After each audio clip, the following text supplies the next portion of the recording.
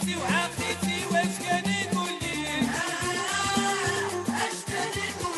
أنا العيون عيني عوشك كبير أشكاني كلي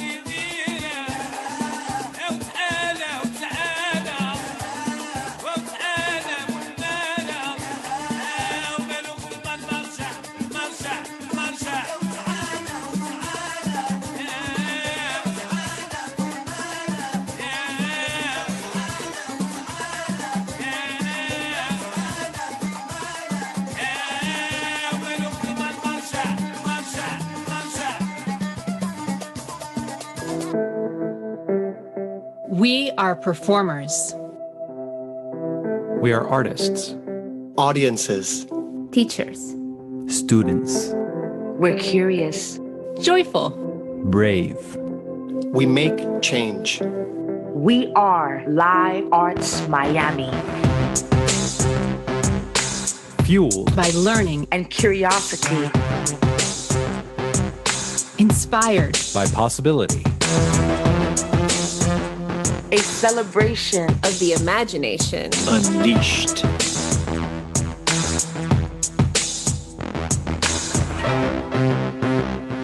An action-driven, People-centered platform. committed to true inclusion, equity, And the creative process. a people stage Uplifted by the voices it uplifts. Where art is synonymous with freedom.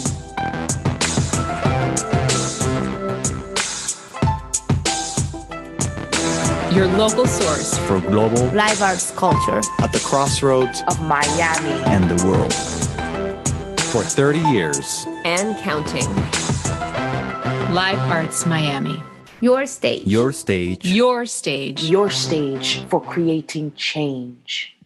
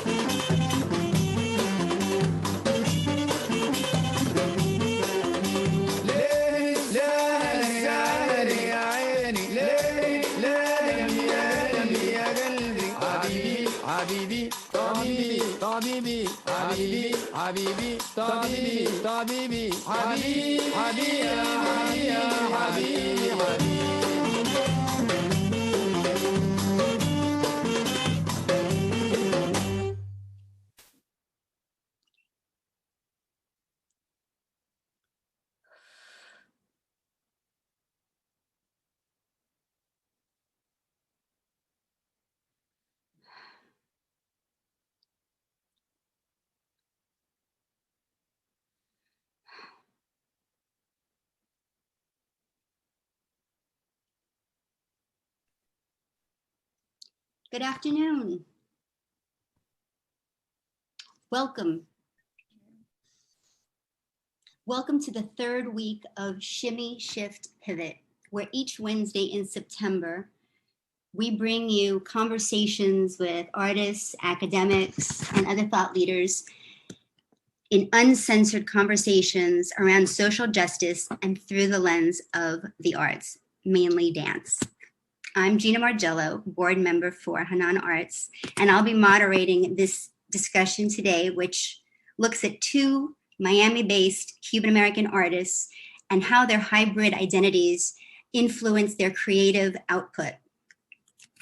These talks are proudly produced and sponsored by Live Arts Miami and by Hanan Arts. And at the end of the conversation, I'll have a chance to answer or ask some questions in a Q&A session, and you can put those questions in the chat box. So today, I'd like to introduce two of Miami's own. First, let me introduce Rosie Herrera, who is a Cuban-American dancer and choreographer and the artistic director of the Rosie Herrera Dance Theater in Miami. She's a graduate from the New World School, and she's been commissioned by everyone from the Miami Light Project to Adrian Arsht, to the Jose Limon Dance Company, Ballet Hispanico, the Annenberg Center, and the Joyce in New York, among others. Tiffany Madera, who is the founder and the director of Hanan Arts, since 2002, she's been a figurehead in the dance community by recoding traditional Egyptian rock shark dance as a tool for women's empowerment and social justice. She's a performer, a professor, an activist, a museum professional, a filmmaker, and a nonprofit leader. She offers a theory-based approach and a community-inclusive global South perspective, which is nourished by her Afro-Chinese and Cuban ancestry. Welcome. Thank you. Good Thank you. afternoon. So let's just jump right in. We have a lot to talk about. I'd like to start this conversation by talking about the historical moment that we're in Cuba. So in July, as an act of defiance against, well, spurred on by economic crisis, thousands of Cubans took to the streets and created a rare wave of public rallies as a cry for economic reforms and freedom, artistic freedom. I would like to know, and it resulted in a crackdown by the government. I'd like to know, and either one of you can start, if you can comment on the historical moment and what it means to your diasporic identity as Cuban American artists. Tiffany? Well, first, I'd like to acknowledge the role of artists and Afro-Cuban people and Afro-Cuban artists in what we saw on July 11th, which was really moving and life-changing for all of us around the world, especially in the diaspora, because we weren't there, and we wanted to support in ways. And, you know, just for some context, there was the San Isidro movement by artists last year that asked for dialogue from the Minister of Culture and the government, and they were also met with silencing. And then as the pandemic continued and more difficulties on the island ensued, we see what happened July 11th, which you know, artists and people just took to the streets telling the world what they wanted, which was libertad and freedom. And so for myself as a Cuban American, you know, Miami born in the diaspora, whose work is so informed by my Miami identity, by my multiracial, you know, hyphenated identity, it was incredibly moving and emotional to see our counterparts, you know, our collaborators, our family and our friends on the island ask the world for support. So to me, you know, as an artist and just as a human being, the moment is about a larger conversation and going deeper in our humanity and looking and really understanding the importance of artists and the arts and the people of the global South and the people of the African diaspora and their acts of resistance. Thank you, Rosie. So well said. I don't ever want to go after you, Tiffany. You always let me say what I feel. I agree with everything Tiffany said. It was incredibly inspiring. But I think it was like kind of a double-edged sword, because I think for the first time, so hard to have any conversation about the politics of Cuba with feeling like you have to have a conversation about like all politics. But that my friends, my American friends, were talking to me, were actually asking me about what is going on in Cuba. In Miami, we live in sort of this like bubble where we all kind of understand sort of the duality and the nuance of Cuban identity in the island and outside of the island. But when you travel, when you leave here, there seems to be like really different, disparate ideas of what equality means on the island, what is racial justice on the island. And as a person that's not born there and is living sort of on the outside, I myself have my own different perspective, privileged, different perspective. But it was the first time I was having earnest conversations. And I think that's like the beauty of what they screamed, which was libertad.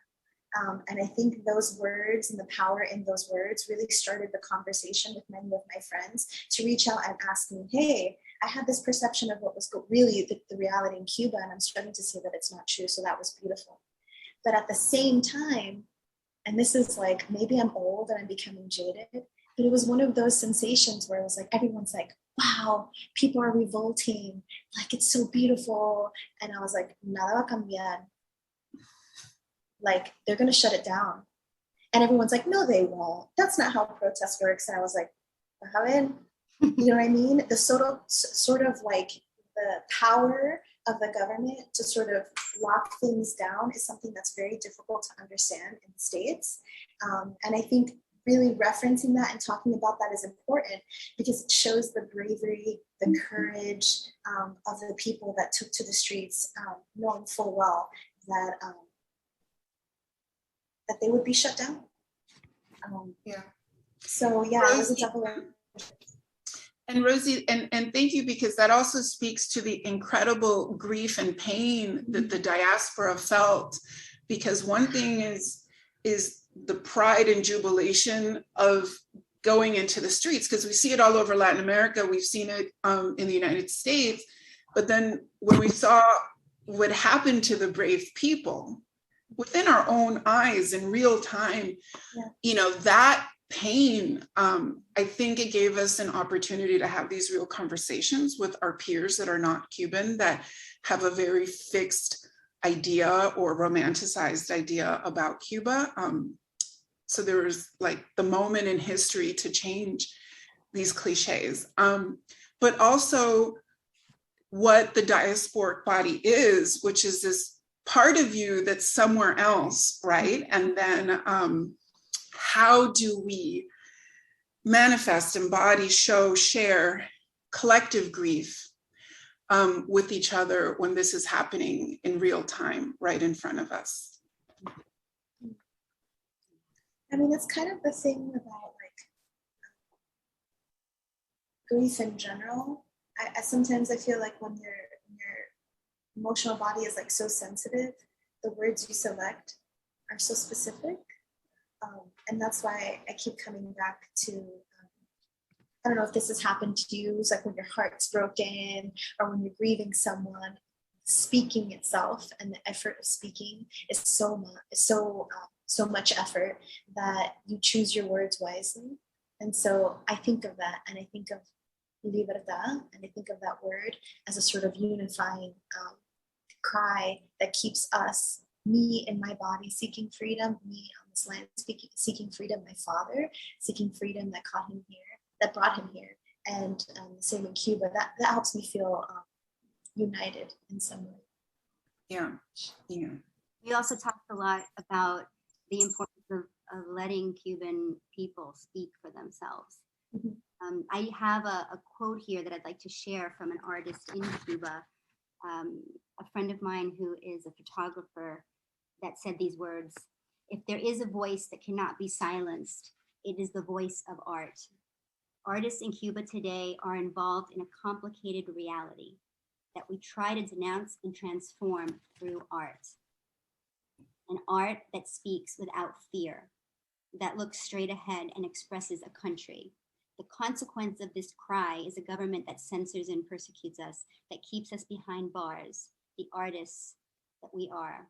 I'm a Cuban woman, I live in Cuba, I'm a photographer, and every photograph I take of the reality of my country is an attempt to remove bricks from that enormous wall that separates us from freedom."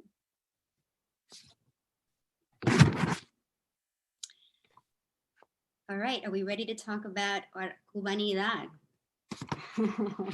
Rosie, you've performed across the country in so many contemporary dance spaces in the US, and you know, we've talked about varying expectations, audience expectations of your work as a performer, because you come in your bio, it says Cuban American performer. I wanted to hear a little bit about what feedback you get as a Cuban American in different contexts, either inside Miami and outside Miami, when you create work here and elsewhere in the world. Oh, sorry. I feel like I could talk about that for hours. I have so many anecdotes. okay, when my company first started touring, it was before I really understood what it was to be a touring company. We had an incredible opportunity to perform at the American Dance Festival, and then we started touring.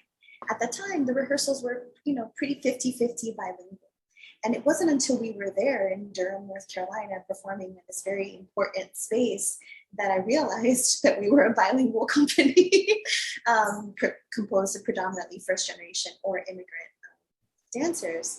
I wasn't necessarily entering into my creative process with my identity as a Cuban American at the forefront of my creative process. But as I started to leave the hearth, as I started to leave my community, I started to realize that the issue with categorical thought is a whole other thing, but that providing context for people to see my work was really important. So I think I told this story to Tiffany and Gina, but I'll share it. I remember we were performing at the Yard at Martha's Vineyard, which is an amazing space and has beautiful audiences. And at the time, I had 3 dancers in my company who were recent immigrants from Cuba, like I would say 2 or 3 years. Amazing dancers. And we were doing a performance about basically a deconstruction of religious iconography. And it's very abstract. It's really much about like the sort of iconography that exists in Catholic religion. And this man stood up at the end and he says, really confidently, he says, in your bio, it says Cuban American.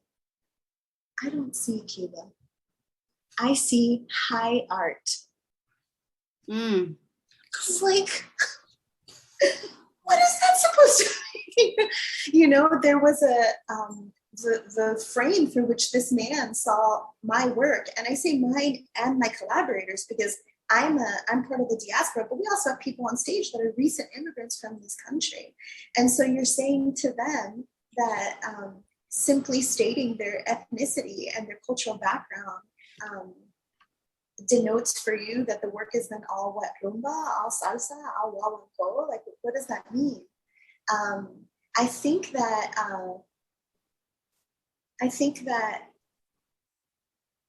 a context is important for audiences, but I think in a way that it's really hard to understand the nuance. I think if people see Cuban American in the bio, there's an assumption that they're going to see a certain image on stage. But the way that my culture or my identity influences my work is so deeply subtle, so nuanced, and so really at the core of my value system. I say this all the time, but I started moving because my dad took my hands when I was a baby and could barely walk and was like, dun, dun, dun, dun, dun, dun, dun, dun, dun, dun, dun, dun, dun, dun, dun. That was how I first came to movement. And so it's rooted in a connection with my community and my family. It's rooted in this desire for intimacy and connection and self-expression. That is a more deeper, honest reflection of my identity as a Cuban American influencing my work versus, a rehearsal that's bilingual or Rosie Herrera song or La Lupe song in that way. But I understand that for audiences, creating context can be really useful. And so I try to find like poetic expressions and entry points for people that don't feel like insincere or me having to change my work to make it make sense for people, which is an issue we don't have here in Miami. It's only when we travel. Right. I think I answered your question, but I don't know if I answered all parts of it. No, you did. And we also had talked about this idea of, what is high art and who creates it, as if, there's a division between folklore and high art, and how ballet becomes the reference point for high art rather than another art form, another dance form. And how it's just actually bizarre because ballet is so folk dance. It hasn't really changed that much in 200 years. It's if anything is folk, it's ballet, which is rooted in sort of Hungarian folk dance and kind of never really changed. Whereas like Afro-Cuban dance, modern dance change constantly. Sure. Sorry. No, Yeah, but Within And that European folk dance, you know, it benefits from the Eurocentricity and the whiteness of it. So it, you know, creates this loop, this feedback loop about it being high art, and then creating these hierarchies with, you know, global South and brown and black bodies around the world and their dances, you know. And so Rosie does an incredible job of articulating that and the complication of that knowledge. in an earlier talk from last year, we had Dr. Cleland bring up the point that even in Cuba, it's ballet that is presented at the National Theater, and other folkloric dances are still performed in the streets. So that's also an interesting dichotomy. So but sorry to interrupt you. At the same time, every major ballet company in the world, like the major ones, has a Cuban soloist, right? Yeah. So what is it about that training that's distinguishing them from all dancers all over the world?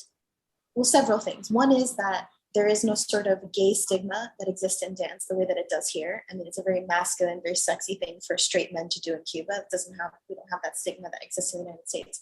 But also, it's the Afro-Cuban body, it's the Afro-Cuban pelvis, it's the torso that leads to a sense of expression that people are like, wow, they're amazing. And that's the thing that gets lost in translation. It's not that Cuban dancers are just really good at ballet. It's that Cuban dancers are Cuban and inhabit a history in their bodies, and that changes the form of ballet and makes it something that everybody wants to see. And they also have training. They have that training. They have that African training in their bodies as well. It's not just ballet. So that I'm always just like, you know, I'll die on that hill. Tiffany, before we move on to have you answer that question, I think we should cue up the first clip of Rosie's La Lupe performance, which Fantastic. is visually tropical. Okay. Gentlemen, a big hand for La Lupe.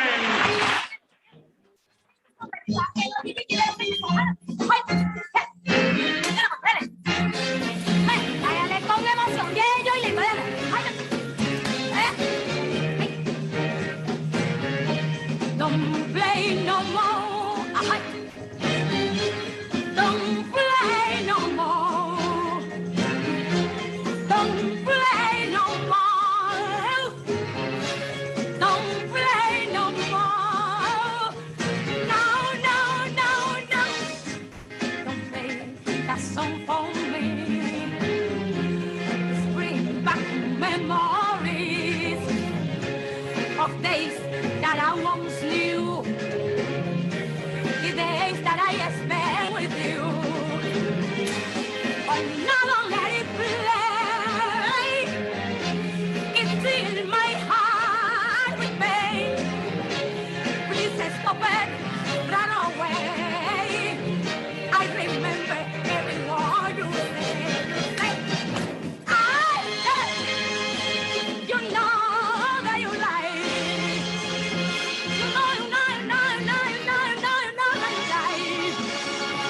Yes, baby, you lie. You lie. You lie, lie, lie, lie. So, I love this piece. I love all your work. I love all your work. I'm a raging fan. So this is something that is that's visually más cubano, and we've queued up another piece that is very, very beautifully strictly contemporary, where it's harder to see that cubanidad. So Eddie, if you could please cue up the two women clip. Okay. And we're gonna do this without sound. So Rosie, if you can maybe tell us a little bit about this piece and how it was received. This piece took forever to create.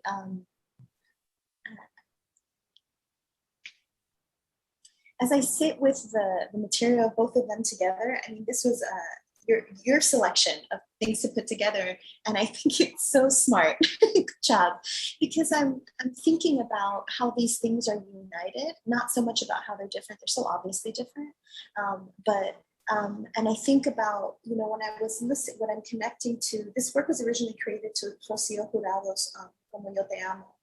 And this work specifically, the task that the dancers have is that they are dissecting each other, removing each other's organs at the same time.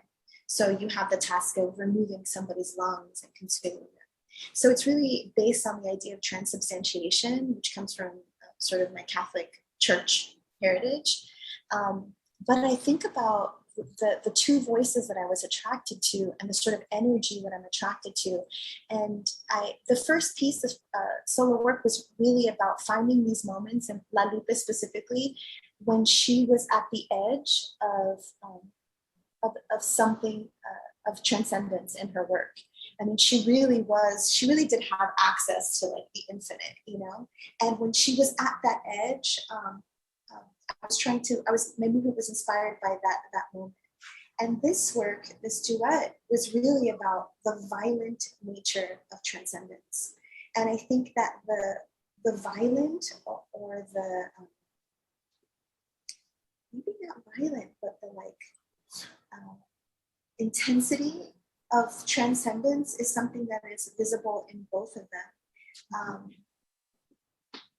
It's interesting, this work is like created with very simple costumes. It's usually like on a white floor, not a lot of props, not a lot of sets, not a lot of light. And I feel like it's been pretty well received. And then the sections that more inherently address, like for example, like the song is Como Yo Te Amo, and audiences want to know so badly what she's saying. And I was like, it's like an opera. Nobody ever knows what somebody's saying in an opera. Nobody ever knows. You just get the sensation, and her voice carries that tension, that desire, the loving something so much you want to like consume it. Beautiful. Yeah. Beautiful. Thank you. Thank you. Tiffany, if you can also talk about that you are a Cuban-American woman using Raks Baladi, traditional Egyptian dance. And if you could talk about how that presents itself in your life, in your work, and we'll show some clips as well, your representation of other cultures and how you express your Cubanness. Yeah, so, you know, place is so important because we spend a lot of time with the question of who are we, but there's also the question of where are we, you know? So Miami and being part of this diasporic Cuban body has been a real preoccupation of mine since childhood. And I became exposed to belly dance, right? So Raks Baladi is the Arabic word for what we understand belly dance to be. I was exposed to it when I lived in Paris as a student, and I had my studies there. So that's where I really became engaged with the North African culture and the dances and the music. And it just, you know, there was a spiritual animation there. There was a connection. And Cubans, Caribbean people, Latin American people, many of us have a very active connection back to, you know, to Spain and, you know, the Arab influence in Spain and la ascendencia árabe that we talk about in Spain. And then that Arab, African, North African migration, which is something that has been present in my family and something that is actively, you know, talked about. So when I became exposed to the dance in Paris and France, I started learning it here as a young woman right out of college. And to me, it just very much spoke to my spirit and connecting me to a part of my Africanness that might have a roundabout, you know, migration from North Africa into the Caribbean, into Miami, into this experience. But it's something that has really been a preoccupation since, for decades now. And this conversation about North Africa into the Caribbean and into Miami as this global South city is very present in what even still creating right now, like in dance and in film. And I think having a Caribbean consciousness in terms of being a Caribbean artist, there's something about world migration and world influences and the way that people travel, against their will, with choice, is very much a part of the way Caribbean people think. And we have that in our intellectual traditions as well. So I see all of that as having, feeds, and fed, my work with Rakshaki and my approach to it, which is an African diasporic centered approach. Well, I'd love to show a clip of the work that you do. Could you cue us up verbally for the SAR piece and explain what we're going to be seeing? Okay, so this is a piece that took place at the Colony Theater in Miami Beach quite some time ago. So Zar is a women's possession and healing dance. You see it in Egypt. Some of the origins are from Sudan that traveled into Egypt.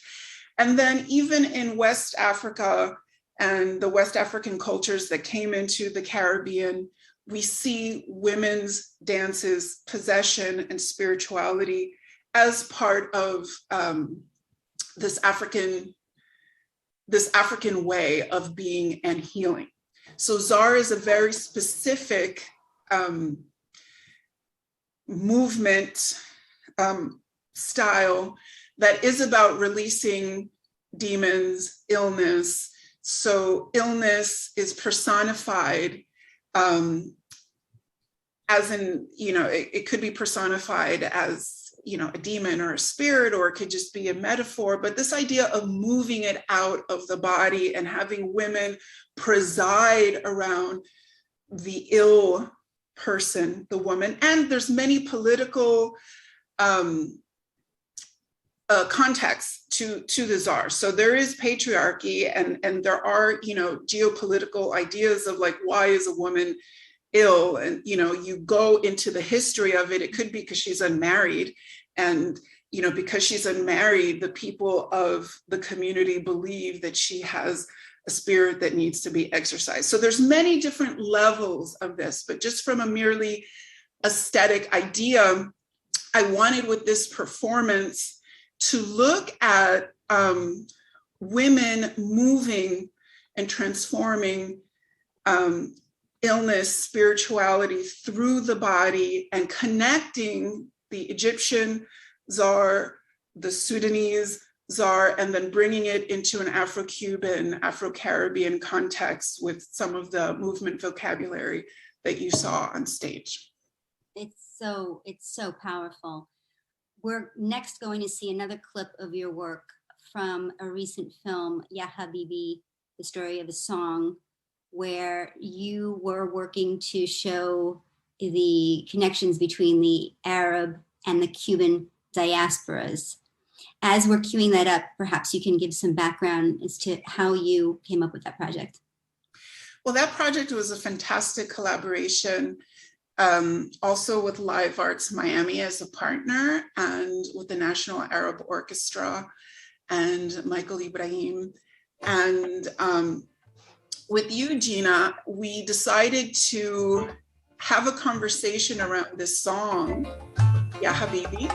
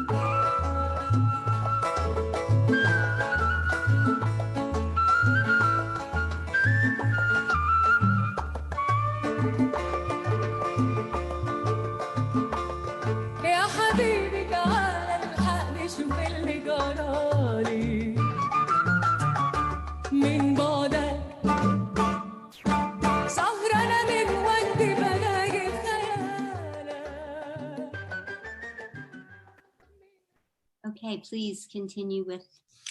So that project was very specific about transculturation, right? Transculturation is a term that Cuban anthropologist Fernando Ortiz coined, which is that sometimes when two cultures meet, they create something new that is a good thing, right? So it's like the antidote to cultural appropriation and cultural violence. And so the song that was written in Cuba in the 1930s was put in an Egyptian film by an iconic composer, Farid Al-Atrash, and Ya Habibi, which is a global iconic song of the Arab world, is actually originally a Cuban song, El Huerfanito. And so part of that work, again, was about looking at migration. So the migration of a song, the themes of a song, and what connects us, what unites us across the world, across diasporas, and looking at song and, I would say salsa, but, salsa comes from over here, the song. So looking at these movement and rumba, going and speaking with the raksharki and with the baladi and showing the transculturation in my body. Beautiful. That was a very fun project for all of us.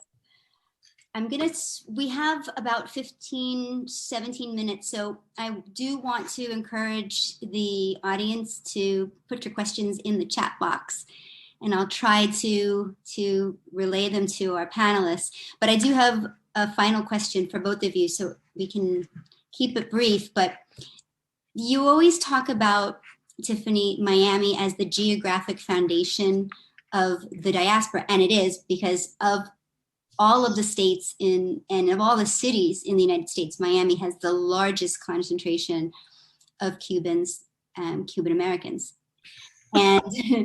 And you also always talk about generational trauma from your family's experience in leaving Cuba and coming to the United States. And I wanted to ask both of you if you could briefly talk about if you feel like you're transforming this trauma through your work, and what part does it play in your creative process?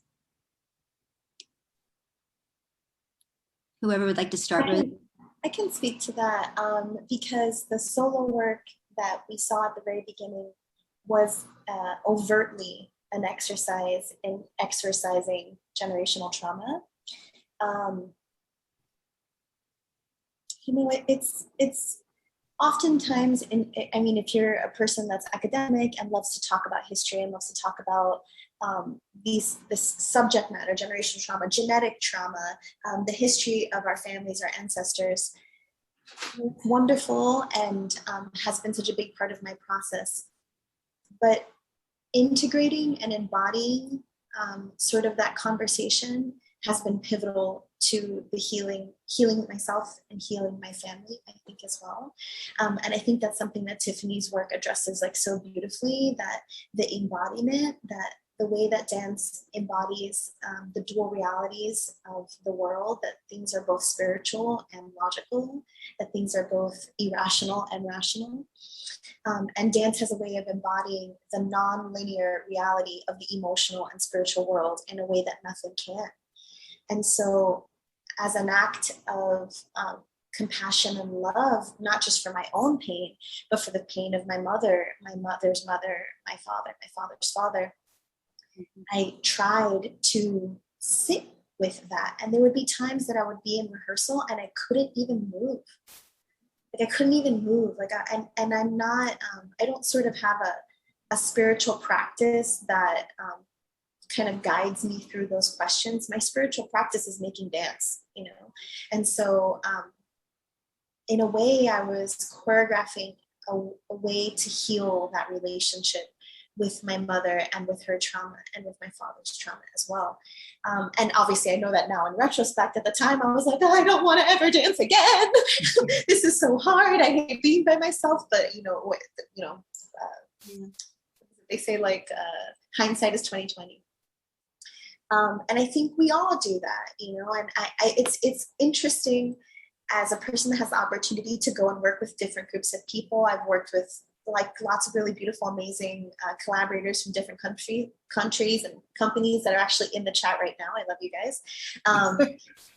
It's a complicated way to impart sort of these values. So as I said, the nuanced way that our cultures imprints in us a value system, which is rooted in community, which is rooted in spiritual practice, which is rooted in, well, I guess that those are the two big ones, community and spiritual practice.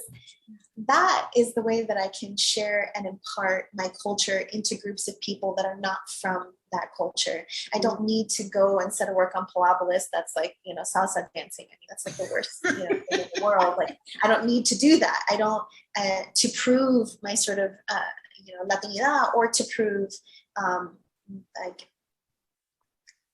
they're engaging with somebody from a different culture. I think the way that I do that is imparting this value system and really digging into the root of what that is. And so, although that work inherently addressed that, I think and that's kind of the gift of the pandemic, is that I'm a little bit of like a hot mess emotionally. And that fragility has really allowed me to sit with what is the value spiritually of the way that I'm making work and how I'm making work. And not having had the chance to do that, having that taken away, I realized, wow, that is my spiritual practice. And giving language to it, I think, is really powerful. And something that, because my work has sort of existed in this modern dance world, that is not spoken about so much. As a matter of fact, I remember I went to this dance festival and this company was performing from, let's say Haiti. It wasn't Haiti, but I'm just going to say that. Let's say it's like Haiti. And they were like a folkloric company. And all the crew was like, oh, be careful not to touch that, you know, because that could be part of their, you know, their spiritual practice. And I was like, so is ours. So is my prop. Yes. You know, and I think that's having a language and stating it out loud. What are the spiritual practices that we are already engaged in by making contemporary dance? I think really helps to create context for people to say, you know, I am meeting you with my deepest level of vulnerability. Mm-hmm. Hopefully you can meet me in that level too. And then that intimacy is something that is worth engaging in forever. Otherwise, like, what's the point?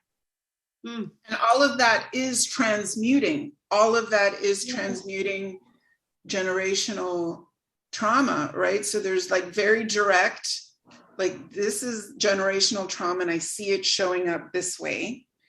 And then there's all the ways that it is totally unconscious and we're trying to work it out and figure it out. And, you know, my parents took my brother and I to Cuba in 1979. It was the first flight back to Cuba when Jimmy Carter and the Cuban government allowed the first wave of exiles to go back. It was like a historical thing.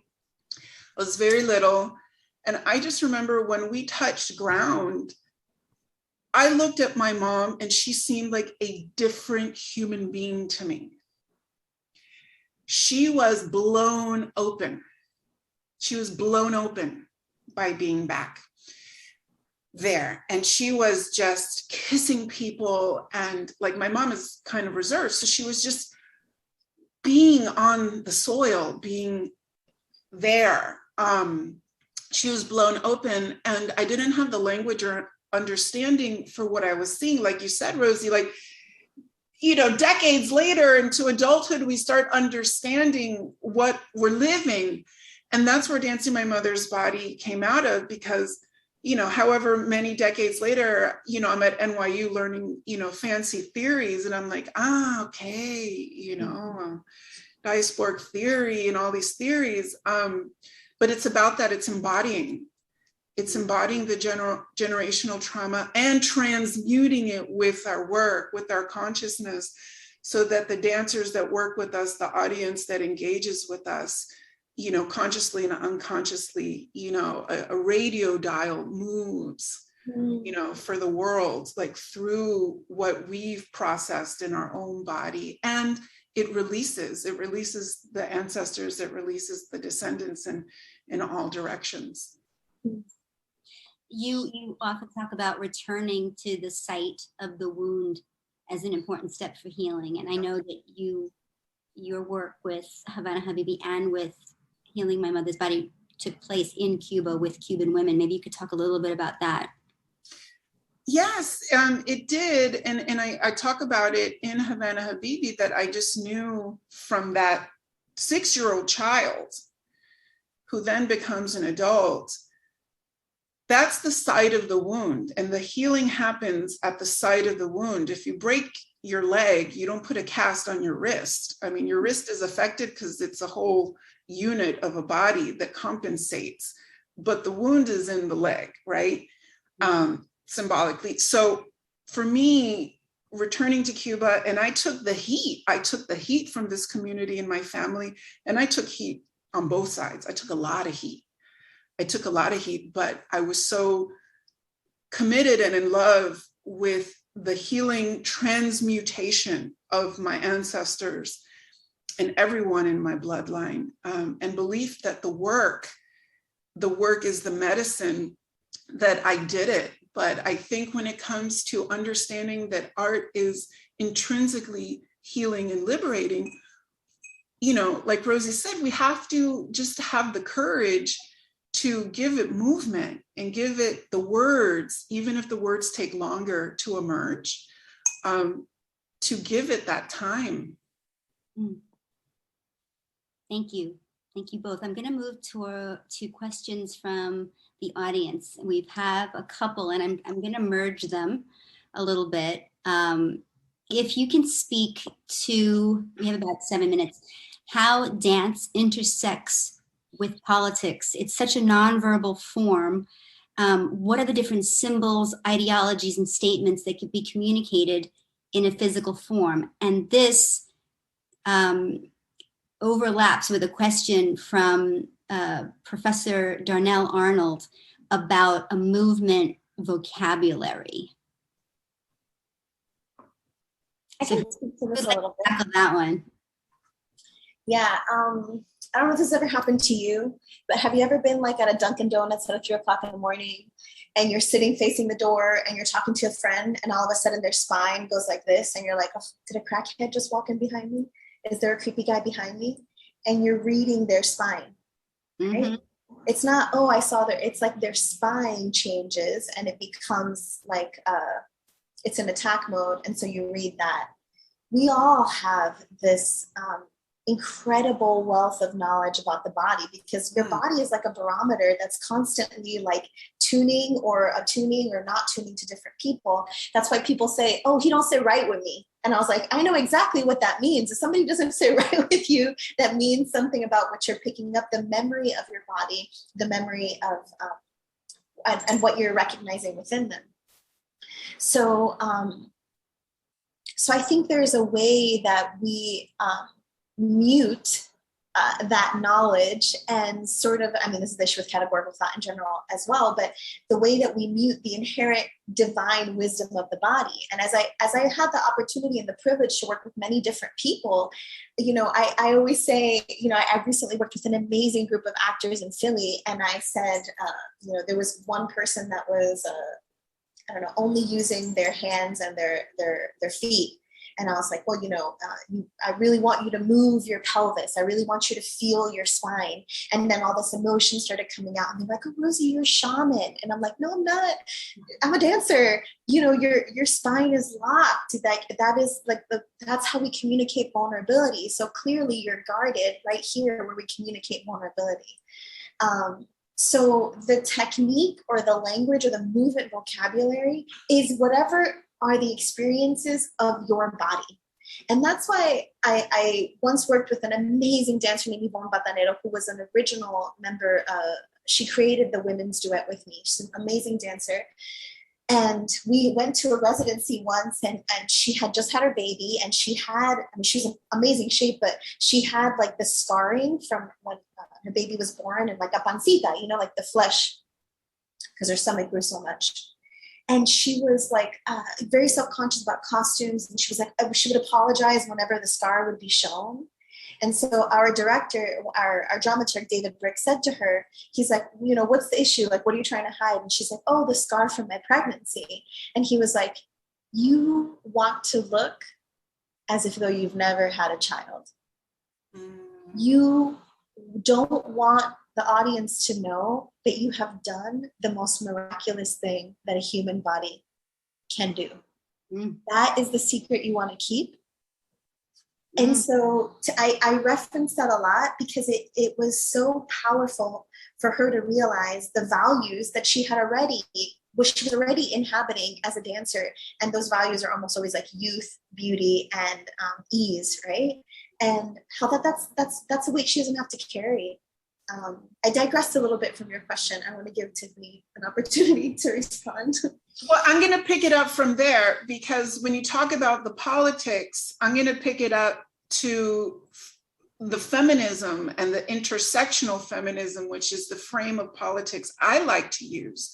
And so I think it really works well, Rosie, with what you shared, because if intersectional feminism is saying that we have these intersecting identities with our race, with our gender, with our language, economics, body, you know, the body, and how it's perceived, how do we create space for our agency, for our empowerment, for our becoming, for our transcendence? And so when you think about politics, there's like little p, there's big P with the politics, but I love what, you know, Rosie shared, because showing up in the world, and I speak very specific around feminism, showing up in the world with a body is political. And showing up to do the work that we do as women identified persons, as women, as Cuban American women, as women of the global South, with all these intersecting identities, that is political. And our work will always be read by, you know, the different dominating structures, and showing up will always be resistance. And showing up, you know, as a woman to do the work will always be an act of resistance and politics, and taking up space and owning our body and adoring it, even through all of the scars, right? Because we have so many. So how do we learn to love and empower those scars? And I think, you know, that's a politics that I really believe in. And I like very much the example that you just shared, Rosie, as a way to think about the politics of our work and how we can be in the world in a more powerful way. Such a juicy, delicious discussion. Phenomenal. Thank you, panelists. Thank you, Tiffany. Thank you, Rosie. Thank you. Let's go dancing. Yes. Let's go dancing. And for the Miami community, this Saturday, I will be teaching a 4-hour dance intensive at the Kubek Center, hosted, co-created with Live Arts Miami. I think it'll be a very safe, we're going to be very safe, very COVID safe, and we'll be exploring more of these ideas of power and dance in the body in community. So that's my little plug for Saturday, liveartsmiami.org. So thank you to Live Arts Miami. And join us next week, same time from 1 o'clock to 2 p.m. Eastern Standard Time in the United States, for another panel discussion on Maya Deren and her legacy, and in movement for camera, dance for film. So thank you to our audience from the Galapagos to Spain. Everybody's here. We will see you next week. Thank you so much. And thank you, Live Arts Miami. Thank you. Thank you.